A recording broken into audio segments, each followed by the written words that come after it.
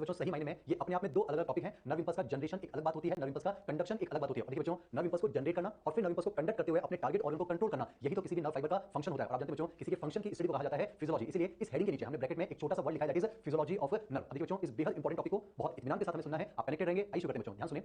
किसी भी न्यूरॉन में नर्व इंपल्स का जनरेशन और कंडक्शन 4 स्टेजेस में कंप्लीट होता है। मैं आपको नाम बताना चाहूंगा, पोलराइजेशन, डीपोलराइजेशन, रीपोलराइजेशन और हाइपरपोलराइजेशन। एक काम करते हैं बच्चों, इन चारों वर्ड्स के नोमेनक्लेचर को हम यहां पर समझने की कोशिश करते हैं, फिर वन बाय वन इन्हें डिटेल में स्टडी करेंगे। तो पहले बात करने जा रहा हूं रिगार्डिंग पोलराइजेशन। सुनिए बच्चों, पोलराइजेशन को रेस्टिंग स्टेज भी कहा जाता है, यानी विश्रामावस्था। यानी ये वो स्टेज होगी जिस समय हमने अपने न्यूरॉन को किसी भी प्रकार का स्टिमुलस नहीं दिया है। इसका मतलब ये नहीं है कि न्यूरॉन स्टिमुलस रिसीव नहीं कर सकता। एक चीज आप समझे बच्चों, जो सो रहा होगा उसी को तो हम जगा पाएंगे, जो पहले से जगा हुआ है उसे आप और क्या जगाएंगे। तो समझे बच्चों, न्यूरॉन रेस्टिंग स्टेज में है, इसका मतलब it is able to get excited. इसलिए बच्चों, resting stage is also referred to as excitable stage. गलती ना हो जाए, रेस्टिंग स्टेज को हम एक्साइटेड स्टेज नहीं कहते हैं, इसे हम कहते हैं एक्साइटेबल स्टेज। यानी कि न्यूरॉन रेस्ट कर रहा है, हमने उसको स्टिमुलस नहीं दिया है, और अगर आप उसको स्टिमुलस देंगे तो स्टिमुलस को रिसीव कर सकता है। It is able to get excited, that's why polarization is also known as excitable stage. और एक और चीज आप क्लियर रखें बच्चों दिमाग में, किसी भी न्यूरॉन को या फिर किसी भी न्यूरॉन के किसी भी सेगमेंट को अगर स्टिमुलस रिसीव करना है तो उसे रेस्टिंग स्टेज में होना कंपलसरी है। यानी कि न्यूरॉन स्टिमुलस सिर्फ और सिर्फ तब रिसीव कर सकता है जब वो रेस्टिंग स्टेज में पहुंच चुका हो। अब देखिए बच्चों, जैसे ही आप किसी रेस्टिंग न्यूरॉन को स्टिमुलस देंगे, वो पोलराइजेशन के बाद सेकंड स्टेज में शिफ्ट हो जाएगा, दैट इज डीपोलराइजेशन। यानी वो एक्साइटेबल से अब किस स्टेज में चला जाएगा, दैट इज एक्साइटेड स्टेज। और समझिए बच्चों, डीपोलराइजेशन के एंड पर क्या जनरेट हो जाएगी, नर्व इंपल्स यानी एक्शन पोटेंशियल। कैसे होगा वो हम थोड़ी देर बाद देखेंगे, बस इतना याद रखें।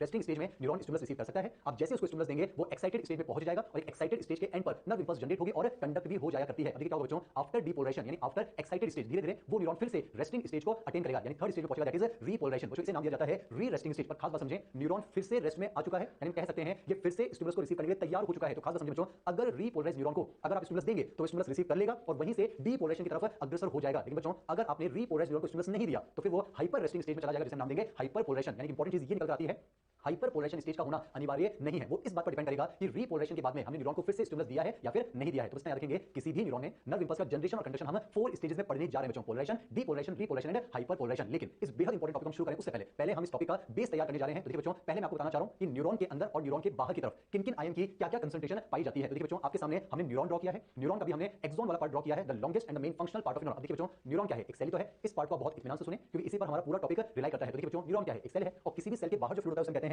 एक्स्ट्रा सेलुलर फ्लूइड यानी ईसीएफ, जबकि सेल के अंदर जो फ्लूइड होता है उसे कहते हैं इंट्रासेलुलर फ्लूइड या फिर कह सकते हैं आईसीएफ। तो आप कह सकते हैं बच्चों, एक्सॉन के अंदर जो फ्लूइड होगा यानी जो एक्सोप्लाज्म है वही इसको रिप्रेजेंट कर रहा है आईसीएफ को। अब देखिए बच्चों, फिलहाल यहां पर हमें कुछ बातें याद रखनी है कि ईसीएफ और आईसीएफ में किन आयंस की कंसंट्रेशन किस तरह से डिस्ट्रीब्यूटेड होती है। तो देखिए बच्चों, पहले मैं यहां पर कैटायंस की बात कर लेता हूं, आप ध्यान से देखेंगे, आपको याद रखना है ईसीएफ में सोडियम आयन की कंसंट्रेशन ज्यादा होती है जबकि पोटेशियम आयन की कंसंट्रेशन कम होती है। आप याद रखेंगे, बाहर की तरफ सोडियम की कंसंट्रेशन ज्यादा होती है जबकि पोटेशियम कम है। अगर हम इंट्रासेलुलर फ्लूइड की बात करें तो इसका जस्ट ऑपोजिट होता है, आईसीएफ के अंदर पोटेशियम आयन की कंसंट्रेशन ज्यादा होती है जबकि सोडियम आयन की कंसंट्रेशन कम होती है। तो इसको आप डायरेक्ट बस इतना याद रखें, बाहर सोडियम ज्यादा अंदर पोटेशियम ज्यादा। चलिए बच्चों, अब हम एनायंस की कंसंट्रेशन की बात करते हैं, ये डायरेक्ट आपको याद रखना है, बाहर की तरफ क्लोराइड आयन की कंसंट्रेशन ज्यादा होती है जबकि अंदर की तरफ फॉस्फेट आयन की कंसंट्रेशन ज्यादा होती है। तो इतना आप जरूर याद रखें, बाहर सोडियम और क्लोराइड की कंसंट्रेशन ज्यादा है जबकि अंदर की तरफ पोटेशियम और फॉस्फेट की कंसंट्रेशन ज्यादा होती है। और ये भी आप जरूर याद रखें बच्चों, एक्सोप्लाज्म के अंदर कुछ नेगेटिवली चार्ज प्रोटीन्स भी पाए जाते हैं। तो देखिए, बाहर सोडियम ज्यादा, क्लोराइड ज्यादा, अंदर पोटेशियम ज्यादा और फॉस्फेट ज्यादा। पर एक और इंपॉर्टेंट चीज को समझे बच्चों, जो एक्स्ट्रा सेलुलर फ्लूइड होता है और जो इंट्रा सेलुलर फ्लूइड है दोनों ही इलेक्ट्रिकली न्यूट्रल होते हैं, यानी कि ईसीएफ और आईसीएफ में जितना पॉजिटिव होता है उतना ही नेगेटिव चार्ज भी होता है। आगे हम जब भी यहां पर चार्ज की बात करेंगे, जब भी हम पॉजिटिव नेगेटिव की बात करेंगे तो वो हमेशा सिर्फ और सिर्फ एक्सोलेमा यानी एक्सोनल मेम्ब्रेन पर हम चार्ज को रिप्रेजेंट करेंगे। ये चीज आप जरूर याद रखें, ईसीएफ और आईसीएफ तो हमेशा इलेक्ट्रिकली न्यूट्रल ही होंगे। अब देखिए बच्चों, इसी के साथ मैं आपको दो वर्ड्स और बता देना चाहता हूं जो हमारे काम आने वाले हैं। एक तो है पैसिव प्रोसेस और एक होता है एक्टिव प्रोसेस। आप जानते हैं बच्चों, अगर इन चार्ज पार्टिकल्स का फ्लो हाई कंसंट्रेशन से लो कंसंट्रेशन की तरफ होगा, अगर इनका मूवमेंट कंसंट्रेशन ग्रेडियंट के अलोंग होगा जहां पर एनर्जी खर्च नहीं होगी, then such process will be referred to as passive process. On the other hand, अगर ये चार्जेस, अगर ये आयंस अपनी लो कंसंट्रेशन से हाई कंसंट्रेशन की तरफ मूव करते हैं, अगर ये कंसंट्रेशन ग्रेडियंट के अगेंस्ट मूव करते हैं जहां पर एनर्जी खर्च होगी, तो फिर उसे हम नाम देंगे एक्टिव प्रोसेस। तो आपको इस स्लाइड से ये याद रखना है, बाहर सोडियम ज्यादा और अंदर पोटेशियम ज्यादा। चलिए बच्चों, अब दूसरी बेसिक की तरफ हम बढ़ते हैं, इसको आप ध्यान सुनेंगे। हमने कहा न्यूरॉन का मेन फंक्शन है नर्व इंपल्स को जनरेट करना और फिर उसको कंडक्ट करना। लेकिन देखिए बच्चों, पहले ये जानना जरूरी है कि आखिर नर्व इंपल्स किसे कहते हैं। तो आप इतना समझेंगे, नर्व इंपल्स एक्चुअली में न्यूरॉन में जनरेट होने वाली एक इलेक्ट्रिकल करंट है बच्चों। और आप जानते हैं, करंट का फ्लो होना, करंट का जनरेट होना डिपेंड करता है चार्ज के फ्लो पर। आप पढ़ते भी हैं, current is the rate of flow of charge, I बराबर dq by dt। अब खास बात ये बच्चों, देखिए मैंने आपके सामने यहां पर फिर से एक्सॉन बनाया है, आप ध्यान से देखेंगे, ये जो आपको ऊपर की तरफ एक स्ट्रेट लाइन नजर आ रही है, सिमिलरली ये जो आपको नीचे की तरफ एक स्ट्रेट लाइन नजर आ रही है, दोनों किसको रिप्रेजेंट करेंगे बच्चों, एक्सोलेमा को। फिलहाल मैं यहां पर ऊपर वाली एक्सोलेमा की बात करूंगा। आप कह सकते हैं इसके बाहर की तरफ ईसीएफ है, इसके अंदर की तरफ आईसीएफ है। अब खास बात बच्चों, ये जो एक्सोलेमा होती है, जो हमारी एक्सोनल मेम्ब्रेन होती है, ये इलेक्ट्रिकली इंसुलेटेड होती है। इसका मतलब क्या हुआ बच्चों, यानी ये एक्सोलेमा चार्ज के फ्लो को अलाउ नहीं करती है। तो देखिए बच्चों, अगर एक्सोलेमा के अक्रॉस चार्ज का फ्लो नहीं होगा तो यहां पर करंट डेवलप नहीं होगी, यानी नर्व इंपल्स नहीं होगी। और जब नर्व इंपल्स नहीं होगी तो न्यूरॉन फंक्शन परफॉर्म नहीं कर पाएगा, न्यूरॉन फंक्शन परफॉर्म नहीं कर पाएगा तो नर्वस सिस्टम फंक्शन परफॉर्म नहीं कर पाएगा। तो एक्चुअली में इस एक्सोलेमा से चार्ज को फ्लो करवाने के लिए, यानी कि to facilitate the flow of charge और आयंस अक्रॉस द एक्सोलेमा, इस एक्सोलेमा पर तीन अलग अलग टाइप के ट्रांस मेम्ब्रेन प्रोटीन्स पाए जाते हैं। मैं आपको उनके नाम बता देता हूं बच्चों, एक तो होंगे लीक चैनल्स, एक होंगे सोडियम पोटेशियम एटीपीएस पंप और एक होंगे बच्चों वोल्टेज गेटेड चैनल। फिलहाल आप इतना याद रखें, इन तीनों टाइप के ट्रांस मेम्ब्रेन प्रोटीन में से कोई भी क्यों ना हो, इन तीनों का मकसद सिर्फ और सिर्फ इतना होगा ताकि इस एक्सोलेमा के क्रॉस चार्ज के फ्लो को फैसिलिटेट करवाया जा सके। ताकि चार्ज फ्लो होगा तो करंट फ्लो होगी, यानी electrical current nerve impulse generate हो सकती है। पर वो अलग बात है कि इन तीनों टाइप के ट्रांस मेम्ब्रेन प्रोटीन का चार्ज को फ्लो करवाने का जो तरीका हो सकता है वो अलग अलग हो सकता है। तो फिलहाल इतना याद रखें बच्चों, न्यूरॉन में जनरेट होती है नर्व इंपल्स, नर्व इंपल्स यानी इलेक्ट्रिकल करंट, और उसके लिए एक्सोलेमा के क्रॉस चार्ज का फ्लो होना जरूरी है। और चार्ज के फ्लो को फैसिलिटेट करवाने के लिए एक्सोलेमा पर तीन अलग अलग टाइप के ट्रांस मेम्ब्रेन प्रोटीन्स पाए जाते हैं। पहले मैं आपको ये तीनों टाइप के transmembrane proteins one by one समझा रहा हूं, ध्यान सुनो बच्चों। पहले हम डिस्कस करने जा रहे हैं रिगार्डिंग लीक चैनल्स। बच्चों जब कभी भी चैनल बढ़ा जाए इसका मतलब ही होता है पैसिव ट्रांसपोर्ट, यानी बच्चों चैनल्स के अक्रॉस जब भी आयंस का मूवमेंट होगा वो कंसंट्रेशन ग्रेडियंट के अलोंग होगा, यानी चैनल्स के अक्रॉस आयंस हमेशा हाई कंसंट्रेशन से लो कंसंट्रेशन की तरफ मूव करेंगे, यानी वहां पर एनर्जी खर्च नहीं होगी। और एक और चीज समझिए बच्चों, चैनल्स हमेशा सेलेक्टिवली परमेबल होते हैं। इसका मतलब ये हुआ चैनल हमेशा सिर्फ और सिर्फ एक सेलेक्टेड आयन को ही मूव करने की परमिशन देते हैं। जैसे फॉर एग्जांपल अगर कोई चैनल सोडियम के लिए है तो इसका मतलब कंफर्म है उस चैनल के अक्रॉस सिर्फ और सिर्फ सोडियम का डिफ्यूजन हो सकता है। अगर कोई चैनल पोटेशियम के लिए तो वहां से सिर्फ और सिर्फ पोटेशियम का डिफ्यूजन हो सकता है। तो इसमें याद रखेंगे जो लीक चैनल्स होते हैं ये सेलेक्टिवली परमेबल होते हैं, ये सिंपल डिफ्यूजन की मदद से आयंस को मूव करने में हेल्प करते हैं। और देखिए बच्चों इनको लीक चैनल्स इसलिए कहा जाता है क्योंकि ऐसे चैनल्स हैं जिन पर किसी भी प्रकार के गेट्स नहीं लगे होते हैं, यानी कह सकते हैं दीज आर ऑलवेज ओपन, और ये हमेशा खुले रहते हैं, यानी यहां से हमेशा आयंस का लीकेज कंसंट्रेशन ग्रेडियंट के अलोंग होता रहेगा, इसलिए इनको कहा जाता है लीक चैनल्स। अब खास बात देखिए बच्चों, मकसद तो ये है चार्ज को एक्सोलेमा के क्रॉस फ्लो करवाने में हेल्प करना। और इंपॉर्टेंट चीज है बच्चों, पोटेशियम के जो लीक चैनल्स होते हैं एक्सोलेमा पर वो सोडियम के लीक चैनल्स के कंपैरिजन में क्वांटिटी वाइज बहुत ज्यादा होते हैं। तभी देखिए बच्चों रिप्रेजेंट करने के लिए यहां पर मैंने एक्सोलेमा के अक्रॉस 3 पोटेशियम के लीक चैनल्स रिप्रेजेंट किए, जबकि सोडियम का सिर्फ एक चैनल बताया है। इसका मतलब ये नहीं है कि आप यहां पर रेशियो निकालेंगे 3:1, नहीं बच्चों, यहां पर हमने पोटेशियम के लीक चैनल्स ज्यादा दिखाना चाहे हैं जबकि सोडियम के लीक चैनल्स हमने यहां पर कम रिप्रेजेंट किए हैं। यानी अगर सवाल पूछा जाए इन लीक चैनल्स की वजह से एक्सोलेमा कौन से आयंस के लिए ज्यादा परमेबल होगी तो आपका आंसर होना चाहिए बच्चों टुवर्ड्स पोटेशियम आयंस। अब देखिए बच्चों मैंने कहा लीक चैनल्स हैं, पैसिव डिफ्यूजन होगा, हाई कंसंट्रेशन से लो होगा और यहां पर एनर्जी खर्च नहीं होगी और सेलेक्टिवली परमेबल। अब देखिए बच्चों अगर मैं सोडियम चैनल की बात करूं, याद कीजिए सोडियम बाहर ज्यादा है अंदर कम है, तो सोडियम अपने चैनल से बाहर से अंदर की तरफ मूव करेगा, जबकि पोटेशियम अंदर ज्यादा होता है बाहर कम होता है, तो पोटेशियम आयंस अपने चैनल के थ्रू अंदर से बाहर की तरफ मूव करेंगे। पर इंटरेस्टिंग चीज समझिए बच्चों, चूंकि पोटेशियम के चैनल्स ज्यादा होंगे तो हम कह सकते हैं ज्यादा पोटेशियम बाहर की तरफ डिफ्यूज करेगा, जबकि सोडियम के चैनल्स कम होने की वजह से पोटेशियम के कंपैरिजन में सोडियम नेग्लिजिबल मात्रा में अंदर की तरफ डिफ्यूज करेगा। आप जानते हैं बच्चों चाहे वो सोडियम हो या पोटेशियम हो, दोनों की वैलेंसी सेम है, दोनों पर सेम पॉजिटिव चार्ज है +1। तो हम कह सकते हैं due to the leak channels more positive charge will diffuse outside the axolemma, on the other hand less positive charge will diffuse inside the axolemma. तो हम कह सकते हैं ज्यादा पॉजिटिव बाहर जाएगा तो मेम्ब्रेन बाहर से पॉजिटिवली चार्ज हो जाएगी जबकि अंदर से नेगेटिवली चार्ज हो जाएगा करती है। तो बस याद रखना है लीक चैनल्स हमेशा खुले रहेंगे और इनकी वजह से मेम्ब्रेन अंदर से नेगेटिवली चार्ज जबकि बाहर से पॉजिटिवली चार्ज देखने को मिलती है। चलिए बच्चों दूसरे टाइप के ट्रांस मेम्ब्रेन प्रोटीन की तरफ बढ़ते हैं, that is sodium potassium ATPase pump. आपको ये जरूर याद रखना है मकसद है चार्ज को फ्लो करवाना, तरीका अलग-अलग हो सकता है। देखिए बच्चों नाम में लिखा हुआ है पंप, पंप वर्ड जब भी आ जाए इसका मतलब होगा एक्टिव ट्रांसपोर्ट, यानी कि इस ट्रांस मेम्ब्रेन प्रोटीन के क्रॉस जब भी चार्ज का फ्लो होगा वो लो कंसंट्रेशन से हाई कंसंट्रेशन होगा अगेंस्ट द कंसंट्रेशन ग्रेडियंट होगा। और देखिए बच्चों यहां पर एक्टिव प्रोसेस होगा तो एनर्जी की रिक्वायरमेंट होगी और एनर्जी की रिक्वायरमेंट को फुलफिल किया जाएगा through the breakdown of ATP. आप जानते हैं बच्चों ATP is the energy currency of cell, ATP के ब्रेकडाउन से बनता है एडेनोसिन डाइफॉस्फेट और inorganic phosphate along with the release of energy. अब देखिए बच्चों जो लीक चैनल्स थे वो तो सेलेक्टिवली परमेबल हैं, लेकिन जो पंप होगा वो सेलेक्टिवली परमेबल नहीं है। ये सोडियम और पोटेशियम दोनों के मूवमेंट को अक्रॉस द एक्सोलेमा फैसिलिटेट करेगा लेकिन अगेंस्ट द कंसंट्रेशन ग्रेडियंट। अब देखिए बच्चों ये किस तरह से काम करता है आप ध्यान से देखेंगे, एक्सोलेमा के आर-पार हमने इस पंप को यहां पर रिप्रेजेंट किया है। अब मुझे सोच कर बताएंगे सोडियम कहां से कहां जाना चाहता है। याद कीजिए सोडियम बाहर ज्यादा अंदर कम, सोडियम चाहता है बाहर से अंदर आना, पर ये pump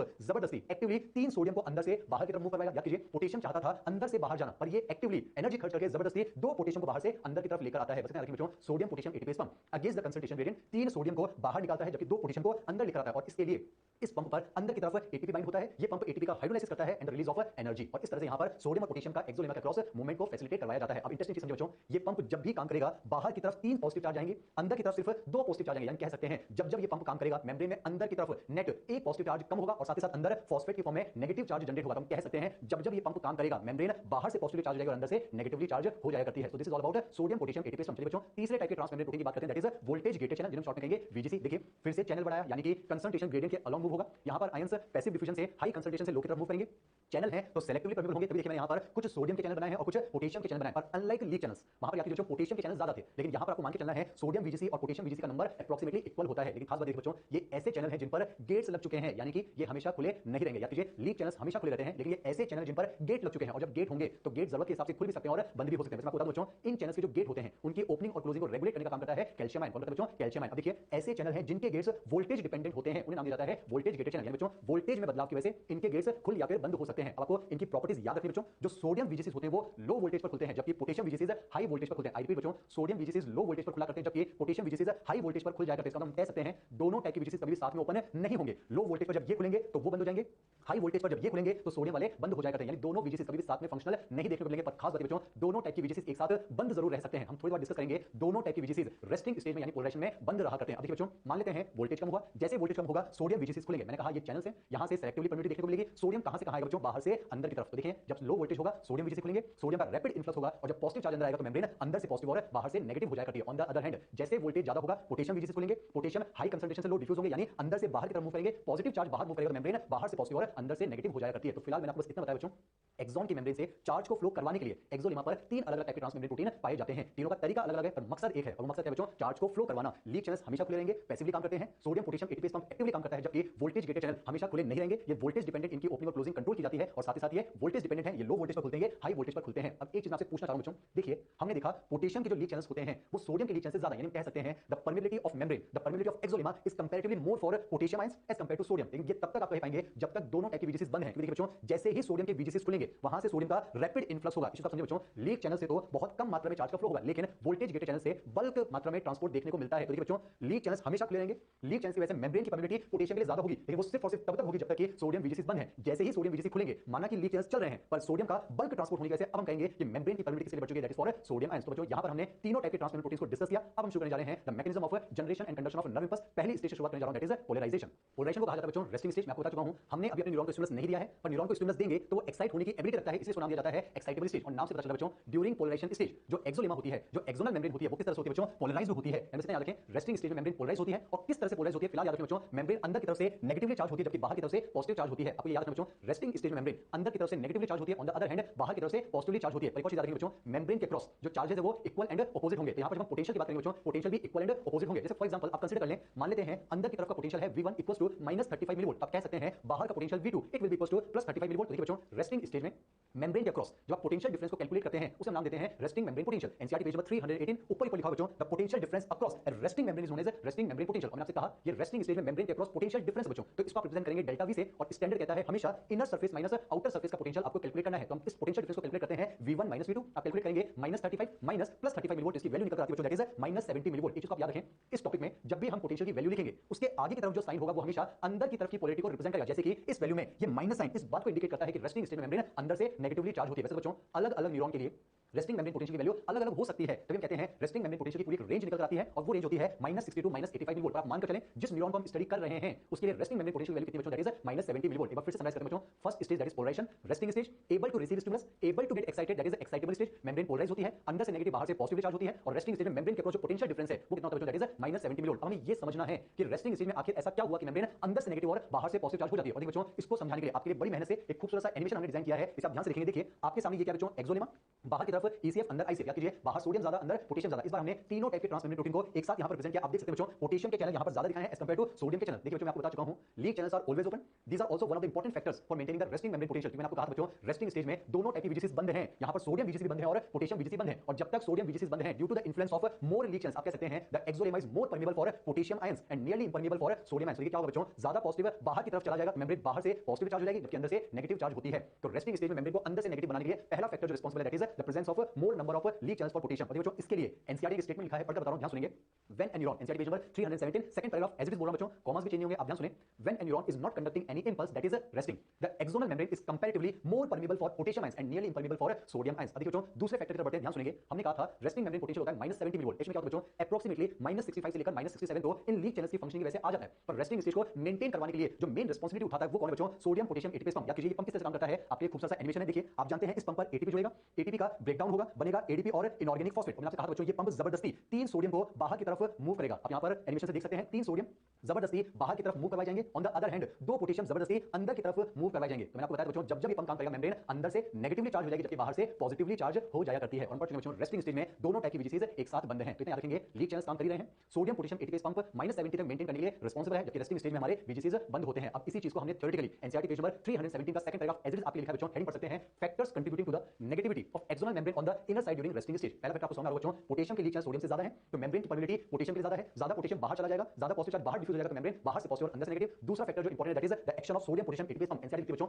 this pump is responsible for the movement of 3 sodium out for every 2 potassium in. और देखिए बच्चों एक और फैक्टर है रेस्टिंग स्टेज में मेम्ब्रेन को अंदर से नेगेटिव बनाने के लिए। याद कीजिए जब मैंने आपको आयनिक कंसंट्रेशन के बारे में बताया था, मैंने आपको कहा था बच्चों एक्सोन के अंदर एक्सोप्लाज्म के अंदर कुछ नेगेटिवली चार्ज प्रोटीन्स पाए जाते हैं। और आप जानते हैं बच्चों प्रोटीन्स आर मैक्रोमोलिक्यूल्स, तो वो एक्सोप्लाज्म को डिफ्यूज कर ECF में मूव नहीं कर पाएंगे और क्योंकि वो नेगेटिवली चार्ज है तो मेम्ब्रेन को अंदर से नेगेटिव बनाने में अपना कंट्रीब्यूशन प्रोवाइड करती है। तो एनसीईआरटी बच्चों मेम्ब्रेन को नेगेटिव बनाने के लिए अंदर से तीसरा important factor that is the presence of non diffusible negatively charge proteins in the axoplasm. तो बस याद रखेंगे रेस्टिंग स्टेज में मेम्ब्रेन अंदर से नेगेटिवली चार्ज होती है, उसके लिए 3 इंपॉर्टेंट फैक्टर्स हैं। अब देखिए बच्चों कंक्लूजन यहां पर समराइज करने जा रहे हैं regarding resting stage. Leak channels हमेशा काम करेंगे, रेस्टिंग स्टेज को मेंटेन करने के लिए sodium potassium pump mainly responsible है। यहां पर हमने लिखा भी है sodium potassium pump is mainly responsible for polarization. और हम पढ़ चुके बच्चों दोनों टाइप की वीजीसीज यहां पर फिलहाल बंद होंगे, मेम्ब्रेन पर इनर साइड नेगेटिव चार्ज होगा, हमने देखा था potential difference will be -70 millivolt. So this is all about the first stage that is polarization. Now moving on to the second stage of this topic that is depolarization. याद कीजिए बच्चों the phenomena of poles का होना is known as polarization, similarly the phenomena of poles का नहीं होना will be known as depolarization. आप जानते हैं बच्चों जब कभी भी ये प्रीफिक्स ऐड हो जाता है डी, इसका मतलब ये किसी को रिमूव करने की बात करता है। आप जानते हैं पानी का होना हाइड्रेशन, पानी का नहीं होना डिहाइड्रेशन, किसी को चालू करना एक्टिवेशन, किसी को बंद करना डीएक्टिवेशन, पोल्स का होना पोलराइजेशन, पोल्स का नहीं होना डीपोलराइजेशन। यानी बच्चों अभी तक तो पोटेंशियल डिफरेंस था -70 मिलीवोल्ट, हमें पोल्स को खत्म करना है, यानी हमें उस डिफरेंस को लाना है अप टू 0 मिलीवोल्ट, तब उसे नाम देंगे डीपोलराइजेशन। बच्चों मेडिकल कॉलेज के हिसाब से यही होता है, पर हम एनसीईआरटी के अकॉर्डिंग चलेंगे। आपकी एनसीईआरटी कहती है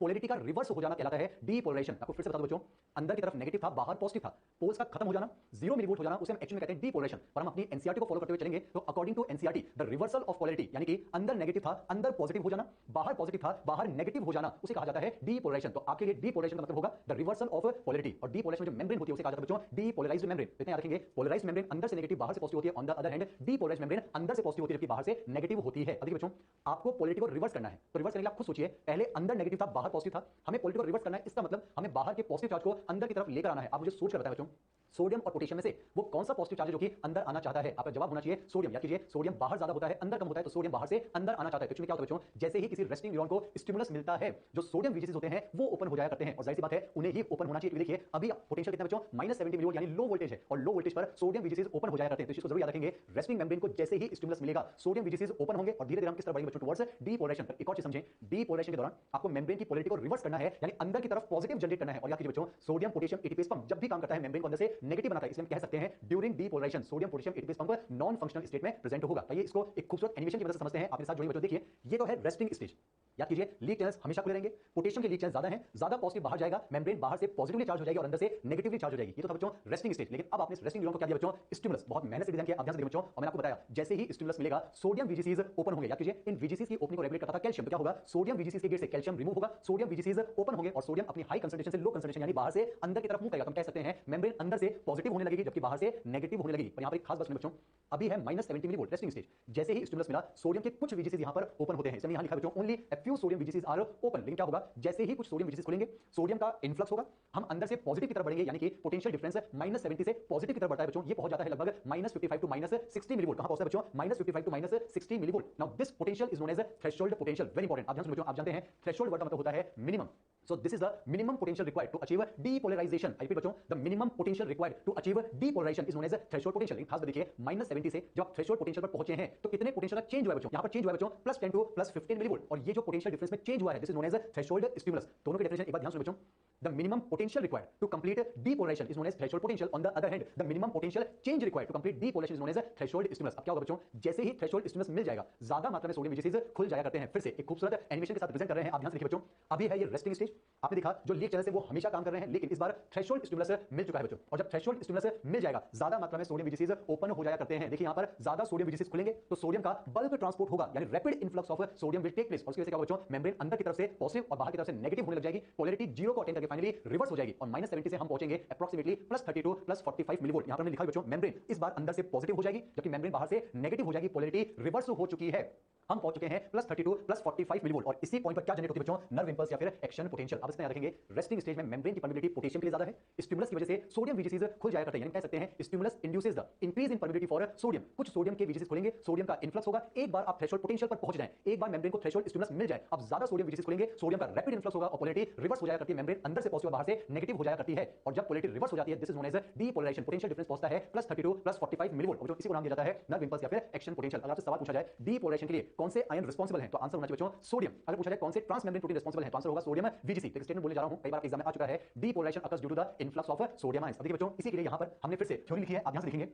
Stimulus induces the, जो हम पढ़ चुके हैं उसी को रिवाइज कर रहे हैं, stimulus induces the opening of a few sodium VGCs which increases the permeability of axonal membrane for sodium ion. As a result, the sodium ions diffuses inside the membrane. धीरे धीरे हम थ्रेशोल्ड पोटेंशियल पर पहुंचेंगे, ज्यादा मात्रा में sodium VGCs खुलेंगे, और फाइनली +30 टू +45 मिलीवोल्ट पर क्या जनरेट हो जाएगा, दैट इज एक्शन पोटेंशियल या फिर नर्व इंपल्स। अब देखिए बच्चों, इसी एक्साइटेड स्टेज का कौन कौन से ट्रांसमेम्ब्रेन प्रोटीन फंक्शन है, कौन से नहीं है, उसके लिए यहां पर हमने कंक्लूजन बनाया है रिगार्डिंग एक्साइटेड स्टेज। याद कीजिए, leak channels always open, sodium potassium pump inactive हो चुका है, लेकिन याद करेंगे यहां पर सोडियम VGCs खुले हैं, जिनकी वजह से डीपोलेशन हुआ है। हमने यहां लिखा भी है, ions responsible for depolarisation are sodium, और उनका इन्फ्लक्स मेम्ब्रेन अंदर की तरफ से पॉजिटिव चार्ज हो जाया करती है, पोटेंशियल पहुंचता है +30 टू +45 मिलीवोल्ट। पर इंपॉर्टेंट चीज समझिए बच्चों, जैसे ही डीपोलेशन कंप्लीट होगा, जैसे ही हम पहुंचेंगे +30 टू +45 मिलीवोल्ट, जैसे ही action potential nerve impulse generate होगी, आप जानते हैं हम -70 से अब हायर वोल्टेज पर पहुंच चुके हैं, और याद करेंगे हायर वोल्टेज पर पोटेशियम VGCs खुलने की टेंडेंसी रखते हैं, on the other hand sodium VGCs बंद होने की टेंडेंसी रखते हैं। यानी कह सकते हैं बच्चों, डीपोलेशन के एंड पर नर्व इंपल्स जनरेट होते ही सोडियम VGCs तो बंद हो जाएंगे, और कौन से खुल जाएंगे, पोटेशियम VGCs। और जैसे ही पोटेशियम VGCs खुलेंगे, हम तीसरी स्टेज की तरफ बढ़ चलेंगे, दैट इज रिपोलराइजेशन। पर उससे पहले एक बार इसको जल्दी से रिवाइज कर लेते हैं बच्चों। अब देखिए यहां लिखा हुआ है -70 मिलीवोल्ट, ये प्रेजेंट कर रहा है रेस्टिंग स्टेज को, एक्साइटेबल स्टेज को। स्टिमुलस को रिसीव किया जा सकता है, sodium VGCs and potassium VGCs वीजीसीज दोनों अभी फिलहाल बंद हैं। जैसे ही इसको स्टिमुलस मिलेगा, याद कीजिए सोडियम वीजीसीज खुलेंगे, सोडियम का इन्फ्लक्स शुरू होगा। जैसे ही थ्रेशोल्ड स्टिमुलस मिला या फिर हम कह सकते हैं जैसे ही थ्रेशोल्ड पोटेंशियल अचीव होगा, ज्यादा मात्रा में सोडियम वीजीसीज खुलेंगे, सोडियम का रैपिड इन्फ्लक्स होगा और अंदर का नेगेटिव पॉजिटिव चार्ज से कैंसिल होता हुआ फाइनली पोटेंशियल डिफरेंस जीरो हो जाएगा। हम पहुंचेंगे 0 मिलीवोल्ट पर। लेकिन देखिए बच्चों, आप लोअर वोल्टेज से हायर वोल्टेज की तरफ जा रहे हैं और हम जानते हैं सोडियम वीजीसीज लो वोल्टेज पर खुला करते हैं जबकि हाई वोल्टेज पर वो बंद हो जाएंगे। तो खास बात है बच्चों,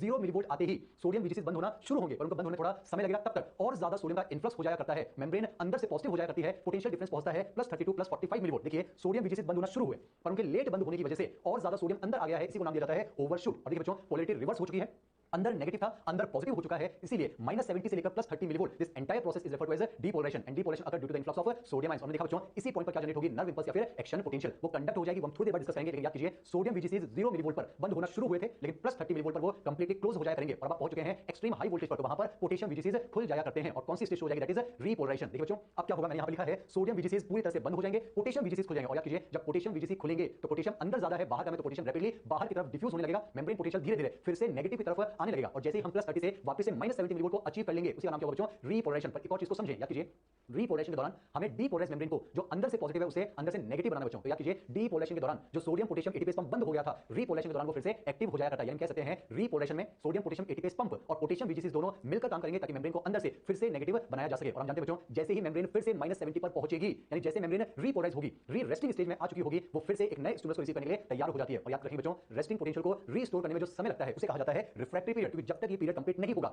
वो न्यूरॉन दूसरे इंपल्स या फिर दूसरे स्टिमुलस को रिसीव नहीं कर पाएगा। तो देखिए बच्चों, इस रीपोलराइजेशन को फिर से एक खूबसूरत एनिमेशन की मदद से हम समझते हैं। आप जानते हैं बच्चों, जो लीक चैनल से दे आर ऑलवेज ओपन, लेकिन रीपोलराइजेशन में मेम्ब्रेन को अंदर से फिर से नेगेटिव बनाना है। तो डीपोलराइजेशन के दौरान बंद हुआ सोडियम पोटेशियम एटीपीएस पंप फिर से चालू होगा, एटीपी का ब्रेकडाउन हुआ, एटीपी और इनऑर्गेनिक फॉस्फेट जबरदस्ती 3 सोडियम को बाहर की तरफ भेजा जाएगा, 2 पोटेशियम जबरदस्ती अंदर की तरफ मूव करवा दिए जाते हैं। और देखिए बच्चों, मैंने आपसे कहा था रीपोलराइजेशन में सोडियम वीजीसीज तो बंद रहेंगे, लेकिन कौन से खुल जाएंगे, पोटेशियम वीजीसीज। और जब पोटेशियम वीजीसीज खुलेंगे तो पोटेशियम का रैपिड इफ्लक्स होगा और पोटेशियम के बाहर जाने की वजह से, पॉजिटिव चार्ज के बाहर जाने की वजह से मेम्ब्रेन अंदर से नेगेटिव हो जाया करती है और बाहर से पॉजिटिव हो जाया करती है। सो this is all about repolarisation. और देखिए रीपोलराइज मेम्ब्रेन इस तरह से दिखती है, उसका यहां पर हमने डायग्राम बनाया। मेम्ब्रेन फिर से अंदर से नेगेटिव बाहर से पॉजिटिव हो चुकी है, फिर से पोटेंशियल डिफरेंस पहुंचा है -70 मिलीवोल्ट। हम कह सकते हैं now the neuron is prepared to receive another stimulus. देखिए बच्चों, अब इसी का हम यहां पर एक कंक्लूजन डिराइव कर रहे हैं। अब यहां से देखेंगे re resting stage, leak channels are always open, pump काम कर रहा है अलोंग विद पोटेशियम वीजीसी और मेम्ब्रेन अंदर से फिर से नेगेटिव हो चुकी है। और हमने देखा बच्चों, डीपोलराइजेशन के लिए जिम्मेदार था influx of sodium ion, on the other hand repolarisation के लिए रिस्पांसिबल है द आउटफ्लक्स और the efflux of potassium ion. So this is all about the generation of nerve impulse. अब देखिए बच्चों, अभी तक जो हमने डिफरेंट स्टेजेस पढ़ी उनको हम यहां पर ग्राफिकली रिप्रेजेंट करने जा रहे हैं, बेहद आसान है। ध्यान से देखिए बच्चों, देखिए पहली बात तो ये जो ग्राफ है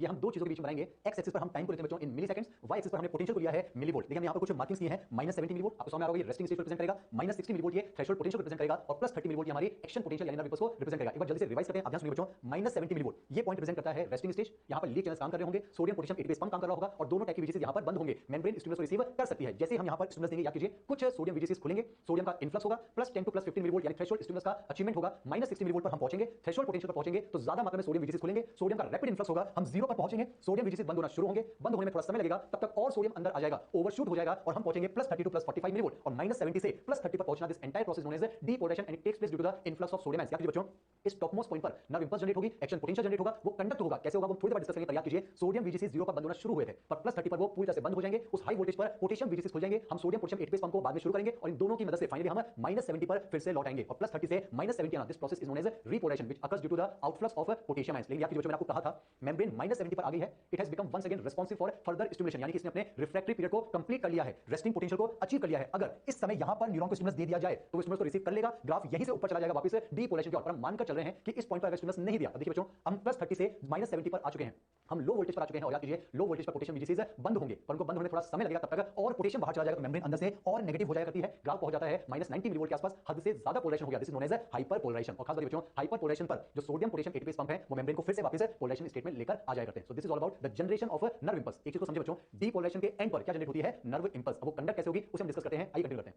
कंडक्शन को हम यहां पर दो डिफरेंट कैटेगरीज में स्प्लिट करेंगे बच्चों, एक तो होगा जनरल कंडक्शन और एक पढ़ेंगे सॉलिटरी कंडक्शन। तो सबसे पहले जो मैं शुरू करने जा रहा हूं दैट इज जनरल कंडक्शन, और इसको समझने के लिए मैं आपको सीधे ले चलता हूं एनसीईआरटी पेज नंबर 318 सबसे ऊपर की तरफ फिगर नंबर 21.2 जहां पर एनसीईआरटी ने लिखा है the diagrammatic representation of conduction of nerve impulse through an axon. बहुत ही आसान टॉपिक बच्चों, आइए शुरू करते हैं जनरल कंडक्शन। लेकिन एक पॉइंट आपको याद रखना होगा बच्चों, जो general conduction of nerve impulse होगा वो हमेशा नॉन माइलिनेटेड नर्व फाइबर में देखने को मिलता है। देखिए बच्चों, इसके लिए हम एनसीईआरटी को फिगर को समझते हैं, आप इसका कनेक्टेड रहेंगे। ध्यान से देखिए, आपके सामने the longest part of neuron nerve fibre यानी एक्सॉन को हमने रिप्रेजेंट किया है और आपकी एनसीईआरटी ने क्या किया बच्चों, एक्सॉन को वर्चुअली कुछ सेगमेंट्स में डिवाइड माना है। जैसे कि एक्सॉन का जो सबसे पहला सेगमेंट है, मान लीजिए बच्चों उसको रिप्रेजेंट कर रहे हैं सेगमेंट ए, अगले सेगमेंट को रिप्रेजेंट कर रहे हैं segment B and so on. अब खास बात बच्चों, आप फिलहाल आप मानकर चलें कि ये जो एंटायर एक्सॉन है ये रेस्टिंग स्टेज में यानी कि पोलराइजेशन, और बच्चों पोलराइजेशन में मेम्ब्रेन अंदर से नेगेटिवली चार्ज होती है जबकि बाहर से पॉजिटिवली चार्ज होती है। अब देखिए क्या होगा, हमें ये समझना है कि नॉन माइलिनेटेड नर्व फाइबर में जनरल कंडक्शन किस तरह से होता है। तो काम करते हैं, पहले इस रेस्टिंग न्यूरॉन को हम क्या प्रोवाइड करेंगे बच्चों, स्टिमुलस। आपके एनसीईआरटी में लिखा है, यहां पर हमने स्टिमुलस को अप्लाई किया और याद कीजिए जैसे ही आप स्टिमुलस को अप्लाई करेंगे सोडियम के कुछ वोल्टेज गेटेड चैनल्स ओपन हो जाया करते हैं। तो क्या होगा बच्चों, जैसे ही आपने सेगमेंट ए पर स्टिमुलस अप्लाई किया, यहां पर कुछ सोडियम वीजीसीज ओपन होंगे, सोडियम का इन्फ्लक्स होगा, हम धीरे-धीरे -70 से कहां पहुंचेंगे, अप्रॉक्सिमेटली -60 मिलीवोल्ट, यानी हम पहुंचेंगे थ्रेशोल्ड पोटेंशियल पर। और याद कीजिए थ्रेशोल्ड पोटेंशियल आते ही भारी मात्रा में सोडियम के वीजीसीज खुल जाया करते हैं, सोडियम का रैपिड इन्फ्लक्स होगा और फिर हम धीरे-धीरे जीरो को कवर करते हुए फाइनली कहां पहुंचेंगे बच्चों, +32 +45 मिलीवोल्ट। और इस सेगमेंट में जो पोलैरिटी है वो रिवर्स हो जाया करती है। एनसीईआरटी लिखा है बच्चों, रिवर्सल ऑफ पोलैरिटी। अब देखिए जैसे आपने स्टिमुलस दिया, सोडियम के वीजीसीज खुले, rapid influx of sodium ions, as it is NCERT को कवर कर रहे हैं। और जब सोडियम का रैपिड इन्फ्लक्स होगा तो इस सेगमेंट ए में पोलैरिटी रिवर्स हो जाया करती है, मेम्ब्रेन अंदर से पॉजिटिवली चार्ज हो जाती है, बाहर से नेगेटिवली चार्ज हो जाती है। और याद कीजिए बच्चों, जब पोलैरिटी रिवर्स हो जाती है तो उसी को हम नाम देते हैं डीपोलराइजेशन, यानी कि इस ए सेगमेंट का अब क्या हो चुका है बच्चों, डीपोलराइजेशन। और याद कीजिए डीपोलराइजेशन के एंड पर यानी +32 +45 मिलीवोल्ट पर इस सेगमेंट में क्या जनरेट हो चुकी है, नर्व इंपल्स यानी एक्शन पोटेंशियल। अब हमें ये समझना है कि आखिर ये नर्व इंपल्स, ये एक्शन पोटेंशियल एक्सॉन के अलोंग किस तरह से कंडक्ट होता है। अब ध्यान से देखिए बच्चों, जो सेगमेंट ए है वहां पर डीपोलराइजेशन हुआ है, लेकिन जो आगे वाले सेगमेंट है वो अभी भी पोलराइज्ड स्टेट में यानी रेस्टिंग स्टेट में। आपके एनसीईआरटी ने मेंशन किया बच्चों, आपके एनसीईआरटी ने मेंशन किया बच्चों, यहां पर डीपोलराइजेशन लिखा हुआ है जबकि यहां पर पोलराइजेशन लिखा हुआ है। आप देख सकते हैं जहां डीपोलराइजेशन हुआ है मेम्ब्रेन अंदर से पॉजिटिव चार्ज है, हम कह सकते हैं अंदर से हायर पोटेंशियल पर है, जबकि अगले सेगमेंट में यानी जो बी सेगमेंट वहां पर मेम्ब्रेन पोलराइज्ड है, अंदर से नेगेटिव चार्ज यानी लोअर पोटेंशियल पर है। और हम जानते हैं बच्चों current always flow from high potential to low potential. तो देखिए क्या होगा, यहां अंदर की तरफ पॉजिटिव है, यहां अंदर की तरफ नेगेटिव है, तो करंट कहां से कहां फ्लो करेगी, पॉजिटिव से नेगेटिव की तरफ, यानी कि इनर साइड पर करंट फ्लो करेगी ए टू बी सेगमेंट। लेकिन ध्यान से देखिए जो आउटर साइड है वहां पर बी सेगमेंट में बाहर की तरफ पॉजिटिव है जबकि ए सेगमेंट में बाहर की तरफ नेगेटिव है, तो आउटर साइड पर करंट का जो डायरेक्शन होगा कैसा होगा बच्चों, बी से ए सेगमेंट की तरफ। एनसीईआरटी ने मेंशन किया है इनर साइड पर करंट फ्लो करेगी ए से बी की तरफ यानी लेफ्ट टू राइट, जबकि आउटर साइड पर करंट फ्लो करती है बी से ए की तरफ यानी राइट टू लेफ्ट। और देखिए बच्चों इसी तरह से करंट का एक लोकल सर्किट यहां पर पूरा हो जाया करता है। अब ध्यान से देखिए जैसे ही करंट ए से बी में पहुंचेगी, मुझे सोचकर बताइए क्या बी वाला सेगमेंट अभी स्टिमुलस रिसीव कर सकता है। आपका जवाब होगा बिल्कुल कर सकता है, क्योंकि बी वाला सेगमेंट अभी रेस्टिंग स्टेज में। तो क्या होगा बच्चों, जैसे ही ए सेगमेंट से करंट बी में पहुंचेगी, बी वाला सेगमेंट स्टिमुलस को रिसीव करेगा, सेम प्रोसेस रिपीट होगा, वहां पर सोडियम के वीजीसीज खुलेंगे, सोडियम का रैपिड इन्फ्लक्स होगा और आप -70 से कहां पहुंच जाएंगे, +32 +45 मिलीवोल्ट, पोलैरिटी रिवर्स हो जाएगी, यानी इस सेगमेंट का क्या हो जाएगा, डीपोलराइजेशन। और डीपोलराइजेशन के एंड पर यहां क्या जनरेट हो जाएगा बच्चों, नर्व इंपल्स। तो आपने देखा जो ए सेगमेंट में nerve impulse action potential generate हुआ था, अब वो कहां पहुंच चुका है, सेगमेंट बी पर। आपकी एनसीईआरटी पेज नंबर 318 के पैराग्राफ में क्लियरली मेंशन करती है बच्चों, the action potential generated at site A arrives at site B. देखिए हमने देखा बच्चों नर्व इंपल्स किस तरह से कंडक्ट होती है। जो नर्व इंपल्स पहले ए सेगमेंट में थी अब वो कहां पर कंडक्ट होकर पहुंच चुकी है, बी सेगमेंट में। अब खास बात है बच्चों, आपने देखा कि ए सेगमेंट का पहले डीपोलराइजेशन हुआ, स्टिमुलस पहुंचा बी सेगमेंट में, बी सेगमेंट का डीपोलराइजेशन हुआ, वहां पर नर्व इंपल्स जनरेट हुई, लेकिन जब तक बी सेगमेंट में डीपोलराइजेशन होगा तब तक बच्चों ए सेगमेंट में फिर से क्या हो चुका होगा, रीपोलराइजेशन। क्योंकि याद कीजिए जैसे ही यहां पर एक्शन पोटेंशियल जनरेट हुआ, जैसे ही यहां पर डीपोलराइजेशन हुआ, याद कीजिए यहां पर सोडियम वीजीसीज पूरी तरह से बंद हो चुके होंगे और पोटेशियम वीजीसीज खुल गए होंगे और पोटेशियम का इफ्लक्स शुरू हो गया होगा, यानी कि जब स्टिमुलस ए से बी तक पहुंचेगा, जब बी में डीपोलराइजेशन होगा तब तक ए सेगमेंट में वापस से क्या हो जाएगा बच्चों, रीपोलराइजेशन। तभी तो एनसीईआरटी पेज नंबर 318 लास्ट में एनसीईआरटी क्लियरली स्टेटमेंट लिखी है, ध्यान से सुनेंगे, द राइज इन इतना सुनो बच्चों, the rise in stimulus induced permeability to sodium is extremely short lived, which is quickly followed by increase in permeability for potassium ions, and within fraction of seconds potassium diffuses outside the membrane and restores the resting membrane potential, and the membrane once again becomes responsive for another stimulus। तो हमने यहां पर देखा बच्चों non myelinated nerve fibre में nerve impulse action potential की form में आगे कंडक्ट होती चली जाती है। और एक और चीज हमने ऑब्जर्व करी बच्चों, क्या होगा, आगे वाले सेगमेंट डीपोलराइज होते चले जाएंगे जबकि पीछे वाले सेगमेंट निरंतर रीपोलराइज होते चले जाएंगे। तभी तो नर्व इंपल्स के जनरल कंडक्शन के लिए मैं बस एक स्टेटमेंट आपको पढ़कर बता रहा हूं, ध्यान सुनो बच्चों, the nerve impulse travels as action potential which passes along the axon as wave of depolarization and repolarization। आम भाषा में बोलने जा रहा हूं, ध्यान सुनो बच्चों, नर्व इंपल्स एक्शन पोटेंशियल की फॉर्म में आगे बढ़ती चली जाती है, आगे वाले सेगमेंट डीपोलराइज होते चले जाएंगे, नर्व इंपल्स एक्शन पोटेंशियल की फॉर्म में आगे बढ़ती चली जाएगी और पीछे वाले सेगमेंट रीपोलराइज होते चले जाएंगे। सो this is all about general conduction which occurs in the non myelinated nerve fibre. चलिए बच्चों अब हम दूसरे टाइप के नर्व इंपल्स कंडक्शन की बात करें, दैट इज सॉल्टेटरी कंडक्शन। आपको चीज याद रखनी होगी, saltatory conduction occurs only and only in myelinated nerve fibre. और इसको समझने के लिए मैंने आपके सामने एक माइलिनेटेड एक्सॉन बनाया है, आप ध्यान से देख सकते हो बच्चों, यहां पर ये जो आपको येलो कलर से नजर आ रहा है, वैसे व्हाइट कलर से होना चाहिए, पर यहां जो आपको ये येलो कलर से नजर आ रहा है ये क्या बच्चों, माइलिन शीथ। और आप ध्यान से देखिए the gap between two adjacent myelin sheath is known as node of Ranvier. और एक और खास बात सुनिए बच्चों, जहां कहीं भी माइलिन शीथ होती है, हम पढ़ चुके हैं myelin sheath act as an electrical insulator, यानी एक्सॉन के जिस किसी भी सेगमेंट पर माइलिन शीथ होगी उस पर्टिकुलर सेगमेंट से जो चार्ज पार्टिकल से उनका एक्सचेंज नहीं हो पाएगा। तो आप ध्यान से ऑब्जर्व कीजिए बच्चों, जहां कहीं भी माइलिन शीथ है उस पर्टिकुलर सेगमेंट पर हमने पोलैरिटी रिप्रेजेंट नहीं की है, हम मानकर चलते हैं हो सकता है इस सेगमेंट के जो ट्रांसमेम्ब्रेन प्रोटीन्स हैं वो माइलिन शीथ से ओवरलैप होने की वजह से नॉन फंक्शनल हो जाएंगे, ब्लॉक हो जाएंगे, तो यहां पर हम चार्ज एक्सचेंज नहीं देख पाएंगे। तो आइए समझते हैं बच्चों the conduction of nerve impulse in myelinated nerve fibre. बेहद आसान है, देखिए क्या होगा, मान लेते हैं बच्चों ये वाला जो नोड ऑफ रेनवियर है इसे हम कह रहे हैं साइट ए और ये वाला जो नोड ऑफ रेनवियर है इसे हम नाम दे रहे हैं साइट बी। देखिए क्या होगा, इनिशियली हम मानकर चलते हैं कि दोनों ही साइड से पोलराइज्ड हैं, जैसे ही आप साइट ए को स्टिमुलस देंगे या कीजिए सोडियम वीजीसीज खुलेंगे, सोडियम का रैपिड इन्फ्लक्स होगा, पोलैरिटी रिवर्स होगी, अंदर से पॉजिटिव बाहर से नेगेटिव हो जाएगा, यानी इस सेगमेंट का क्या हो जाएगा, डीपोलराइजेशन। और कीजिए डीपोलराइजेशन के एंड पर +32 +45 मिलीवोल्ट पर यहां क्या जनरेट होगी बच्चों, नर्व इंपल्स। अब सिमिलर कांसेप्ट है, यहां पर अंदर की तरफ पॉजिटिव चार्ज है जबकि साइट बी अभी भी रेस्टिंग स्टेज में है, पोलराइज्ड स्टेट में, वहां अंदर की तरफ नेगेटिव चार्ज है। तो हम कह सकते हैं यहां पर अंदर की तरफ हायर पोटेंशियल है जबकि यहां पर अंदर की तरफ लोअर पोटेंशियल है। इस बार करंट सीधे हाई पोटेंशियल से लो पोटेंशियल की तरफ मूव कर जाएगी। तो देखिए बच्चों सेम कांसेप्ट है, इनर साइड पर करंट फ्लो करेगी side A to side B, जबकि आउटर साइड पर करंट फ्लो करेगी साइड बी से साइड ए की तरफ। और इस बार इस तरह से करंट का एक लोकल सर्किट पूरा हो जाएगा। एक इंपॉर्टेंट चीज आप समझे बच्चों, सॉल्टेटरी कंडक्शन में जो नर्व इंपल्स का लोकल सर्किट बनेगा उसकी जो लेंथ होगी वो जनरल कंडक्शन में बनने वाले लोकल सर्किट की लेंथ के कंपैरिजन में ज्यादा देखने को मिलेगी। क्योंकि यहां पर आप ध्यान से देखिए जो बीच वाले सेगमेंट्स होंगे यहां पर नर्व इंपल्स उन सेगमेंट्स को जंप करते हुए सीधे उस सेगमेंट में पहुंच जाएगी जहां पर माइलिन शीथ का डिपोजिशन नहीं हुआ है। अभी क्या होगा, करंट ए से बी पर पहुंचेगी, हम उसी बात को फिर से रिपीट कर रहे हैं, बी सेगमेंट को स्टिमुलस मिलेगा, सोडियम के वीजीसीज खुलेंगे, सोडियम का रैपिड इन्फ्लक्स होगा, डीपोलराइजेशन हो जाएगा, नर्व इंपल्स जनरेट हो जाएगी। हम पढ़ चुके बच्चों जब तक इस सेगमेंट का डीपोलराइजेशन होगा तब तक इस वाले सेगमेंट का रीपोलराइजेशन हो जाएगा। और यहां पर भी नर्व इंपल्स एक्शन पोटेंशियल की फॉर्म में आगे बढ़ती चली जाएगी, आगे वाले सेगमेंट्स डीपोलराइज होते चले जाएंगे और पीछे वाले सेगमेंट्स रीपोलराइज होते चले जाएंगे। और यहां पर एक खास बात है बच्चों, नर्व इंपल्स एक नोड ऑफ रेनवियर रेंजर से दूसरे नोड ऑफ रेंजर पर जंप कर चलते हुए आपको नजर आएगी, इसलिए बच्चों इसको नाम दिया है saltatory conduction. The word saltatory has been derived from the Greek word saltare, और सॉल्टियर वर्ड का मतलब होता है बच्चों टू जंप, इसलिए इसको जंपिंग कंडक्शन भी कहते हैं, या फिर कई बार इसको प्यार से कंगारू कंडक्शन भी कह दिया जाता है। तो यहां पर हमने डिस्कस किया बच्चों the conduction of nerve impulse in both the types of nerve fibres, non myelinated में जनरल कंडक्शन, जबकि माइलिनेटेड में सॉल्टेटरी कंडक्शन। अब देखिए बच्चों, अगर मैं आपसे जनरल कंडक्शन और सॉल्टेटरी कंडक्शन में कुछ डिफरेंसेस मेंशन करने के लिए कहूं तो कुछ डिफरेंसेस आप मेंशन कर सकते हैं, जैसे कि general conduction takes place only in non myelinated nerve fibre, on the other hand saltatory conduction takes place in only myelinated nerve fibre. आप मुझे खुद सोचकर बताइए जनरल कंडक्शन और सॉल्टेटरी कंडक्शन में से कौन सा कंडक्शन फास्ट होगा, तो आप बता पाएंगे बच्चों saltatory conduction will be always faster than the general conduction, क्योंकि देखिए जनरल कंडक्शन में तो हर एक सेगमेंट में नर्व इंपल्स जनरेट होगी, लेकिन सॉल्टेटरी कंडक्शन के दौरान नर्व इंपल्स सिर्फ और सिर्फ नोड ऑफ रेंजर पर जनरेट होगी, या फिर उन्हीं सेगमेंट्स में जनरेट होगी जहां पर माइलिन शीट का डिपोजिशन नहीं है, या फिर जहां पर चार्ज पार्टिकल्स का एक्सचेंज हो सकता है। तो हम कह सकते हैं सॉल्टेटरी कंडक्शन में नर्व इंपल्स एक नोड ऑफ रेंजर से दूसरे नोड ऑफ रेंजर पर जंप कर चलेगी, इसलिए हम कह सकते हैं saltatory conduction are always faster as compared to general conduction. और एक और इंपॉर्टेंट पॉइंट बच्चों, अगर आपसे ये पूछा जाए कि जनरल कंडक्शन और सॉल्टेटरी कंडक्शन में से ज्यादा एनर्जी एक्सपेंसिव कौन होगा, तो खुद सोचकर बता सकते हैं ज्यादा एनर्जी एक्सपेंसिव होगा बच्चों, दैट इज जनरल कंडक्शन। क्योंकि देखिए जनरल कंडक्शन में हर सेगमेंट में नर्व इंपल्स जनरेट होगी, वहां हर सेगमेंट में डिपोलेशन होगा, रिपोलेशन होगा, और याद कीजिए बच्चों रिपोलेशन होगा तो सोडियम पोटेशियम एटीपीएस पंप काम करेगा, और याद कीजिए वो पंप एनर्जी को खर्च करता है, जबकि माइलिनेटेड नर्व फाइबर में जो सोडियम पोटेशियम एटीपीएस पंप होंगे उनकी एक्टिविटी सिर्फ और सिर्फ नोड ऑफ रेंजर पर देखने को मिलेगी। तो हम कह सकते हैं माइलिनेटेड नर्व फाइबर में यहां पर सोडियम पोटेशियम एटीपीएस पंप कम मात्रा में यूटिलाइज होंगे, तो यहां पर एनर्जी का एक्सपेंस कम देखने को मिलता है। तो कुछ डिफरेंस याद रखिए बच्चों, सॉल्टेटरी कंडक्शन हमेशा फास्ट होगा और ये ज्यादा एनर्जी एक्सपेंसिव नहीं होगा, यानी हम कह सकते हैं ये कंडक्शन हमारे लिए ज्यादा बेटर कंडक्शन माना जाएगा। तो यहीं पर कंप्लीट होगा बच्चों generation and conduction of nerve impulse. मैं आपको बताना चाहूंगा ये जो नर्व इंपल्स का जनरेशन है और जो नर्व इंपल्स का कंडक्शन बच्चों, ये पूरा प्रोसेस बेहद फास्ट प्रोसेस होता है, ये पूरा प्रोसेस लगभग 1 से लेकर 5 मिली सेकंड्स में कंप्लीट हो जाया करता है। सो this is the end of generation and conduction of nerve impulse. अब देखिए बच्चों इसी के साथ एक और छोटा लेकिन बहुत इंपॉर्टेंट टॉपिक हम डिस्कस करने जा रहे हैं, that is factors affecting the speed of nerve impulse. तो इसको आप ध्यान सुनिए बच्चों, कई बार सवाल यहां से आ जाता है, आइए शुरू करते हैं, आप कनेक्टेड रहेंगे बच्चों। पहली बात तो मैमल्स में जो नर्व इंपल्स होती है उसकी जो स्पीड होती है वो और वर्टिब्रेट्स जैसे कि एम्फीबियंस और रेप्टाइल्स के कंपैरिजन में हायर देखने को मिलती है, जैसे कि एम्फीबियंस और रेप्टाइल्स में तो नर्व इंपल्स की speed approximately 30 to 40 metre per second होती है, वहीं पर मैमल्स के अंदर नर्व इंपल्स की जो नॉर्मल स्पीड होती है वो होती है approximately 100 to 130 metre per second. अब देखिए हम समझने जा रहे हैं what are the factors which affect the speed of nerve impulse. एक बात को समझिए बच्चों, एक्चुअली नर्व इंपल्स है क्या, इलेक्ट्रिकल करंट ही तो है, और करंट का मतलब है द फ्लो ऑफ चार्ज और फ्लो ऑफ आयंस, यानी बच्चों जितनी ज्यादा हमारे चार्ज पार्टिकल्स की या फिर आयंस की वेलोसिटी होगी, जितनी ज्यादा उनकी स्पीड होगी, नर्व इंपल्स की स्पीड भी उतनी ही ज्यादा हो जाया करती है। तो आइए देखते हैं सबसे पहला important factor that is temperature. मैं आपको बताना चाहूंगा बच्चों the speed of nerve impulse is directly proportional to temperature, यानी कि जब टेंपरेचर बढ़ेगा तो नर्व इंपल्स की स्पीड बढ़ जाया करती है, क्योंकि आप पढ़ते भी बच्चों जो आयंस की थर्मल वेलोसिटी होती है वो टेंपरेचर के डायरेक्टली प्रोपोर्शनल होती है। आपने एप्रोक्सीमेटली रिएक्शन पढ़ी होगी बच्चों, Vt thermal velocity is equal to √kT, ये वहां पर बोल्ट्जमैन कांस्टेंट होता है। मैंने एग्जैक्ट इक्वेशन नहीं बोली है, पर ये समझ में आ रहा है कि आयंस की जो थर्मल वेलोसिटी है वो टेंपरेचर के डायरेक्टली प्रोपोर्शनल होती है। तो बस याद रखेंगे बच्चों टेंपरेचर जब बढ़ेगा तो नर्व इंपल्स की स्पीड बढ़ जाया करती है। चलिए अगले फैक्टर की तरफ बढ़ते हैं, that is diameter of axon. यहां पर आप याद रखेंगे बच्चों the speed of nerve impulse is directly proportional to the diameter of axon. इसको मैं आपको बहुत आसान तरीके से समझाता हूं, आप ध्यान से देखिए बच्चों। मान लेते हैं मैं आपके सामने दो एक्सॉन बनाने जा रहा हूं, एक एक्सॉन मान लेते हैं ये है जिसका डायमीटर कम है,